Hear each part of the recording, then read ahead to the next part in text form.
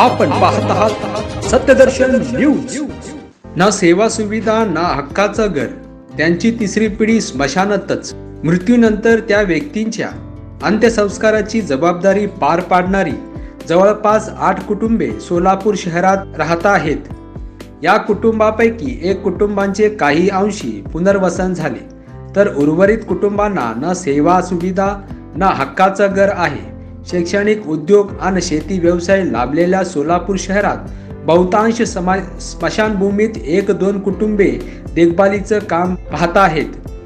मात्र हे कुटुंबे दुर्लक्षित राहिली आहेत। या कुटुंबांपैकी काहींची घर ही स्मशानभूमीत आहेत, तर काहींची बाहेर भिंतीलगत आहेत। शहराची हद्दवाढ 1 मे 1993 साली झाली।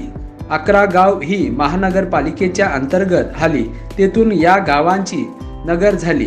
मात्र त्यांची आता सुधारणा होत आहे। या शहरात जवळपास 18 स्मशानभूमी असून तुळजापूर नाका, पद्मशाली, पुणा नाका, मोदी, कुमटे अशा 6 स्मशानभूमीत विद्युत दाहिनी आहे। विद्युत दाहिनीच्या स्मशानभूमींनाच सोलापूर महानगरपालिकेने काही कर्मचारी पुरवली आहेत। आजोबा डोप्पा हे एक शेतमजूर म्हणून काम करीत होते।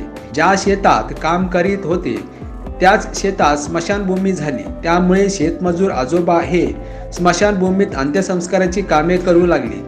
आता माझी तिसरी पिढी या स्मशानभूमीत काम करत आहे, असे अंबादास डोप्पा यांनी प्रसार माध्यमांशी बोलताना सांगितले।